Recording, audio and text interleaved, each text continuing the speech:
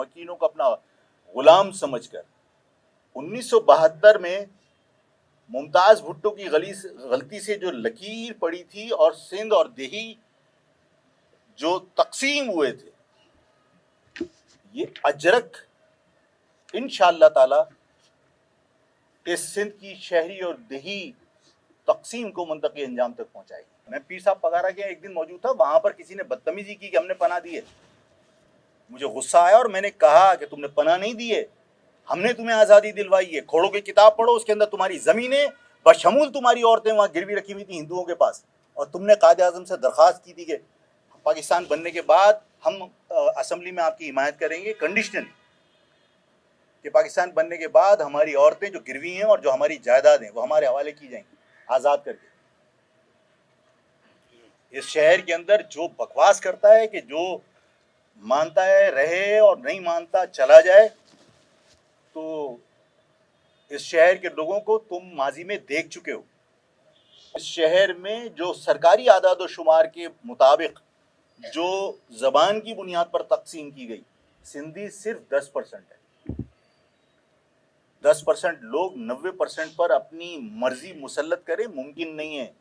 شہری علاقوں میں رہنے والے لوگوں کو ذہن نشین کر لینی چاہیے کہ ظلم اس وقت تک ہوتا رہے گا جب تک آپ برداشت کرتے رہیں گے۔ لکھ کے دیتا ہوں کہ ذوالفقار علی بھٹو نے جو لکیر کھینچی تھی اربن اور رورل کی، وہ ایک پختہ تقسیم ہو جائے گی۔ 3 تلوار کے اوپر اجرک کا وہ پہ بنا کے، اور وہ باقاعدہ اعلان کر رہے ہیں یہ سندھ سندھیوں کا ہے، اور جس کو سندھ کی ثقافت اپنانی ہے وہ اپنائے، اور جس کو نہیں اپنانی وہ یہاں سے چلا جائے۔ تمہارے باپ کی جاگیر نہیں ہے۔ تم نے اس زمانے میں، جس زمانے میں تمہاری حکومت تھی اور تم اس زمانے میں بھی بدماش بنے ہوئے تھے، تم نے اردو تعینات کرنے کی کوشش کر لی۔ اس شہر کے لوگوں کا ماضی تمہیں پتا ہے، اور میں نے ایک بار کہا تھا کہ بطخ کا بچہ 10 سال اگر خشکی میں رہے نا تو اس کو تیرنا سیکھنا نہیں پڑتا۔ تو ہم سے یہ توقع رکھنا نہیں ہے کہ ہم سب کچھ بھول گئے۔ جو جغرافیائی دیہی اور شہری تقسیم ہے، اس کی کوئی قانونی اگر حیثیت بنے گی تو اس میں پھر مہاجروں کا قصور تھوڑی ہوگا، یہ انہی لوگوں کا قصور ہوگا جو ہمیں پرووک کر رہے ہیں۔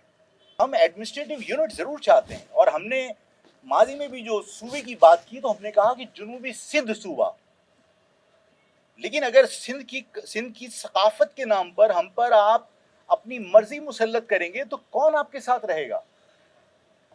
کون آپ کو برداشت کرے گا؟ پھر سندھ ظاہر ہے کہ پھر سندھ تقسیم ہوگا تو جنوبی سندھ تھوڑی ہوگا۔ پھر وہ 1972 میں ممتاز بھٹو،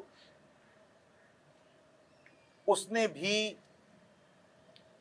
آج کی طرح سندھ کے شہری عوام، غیر سندھی عوام کے جذبات کی پرواہ کیے بغیر 1972 میں بھی اسمبلی میں ایک قانون پاس کرا دیا تھا کہ اردو ہمیشہ کے لیے دفن کر دو، اور اس صوبے کی جو زبان ہوگی وہ صرف سندھی ہوگی۔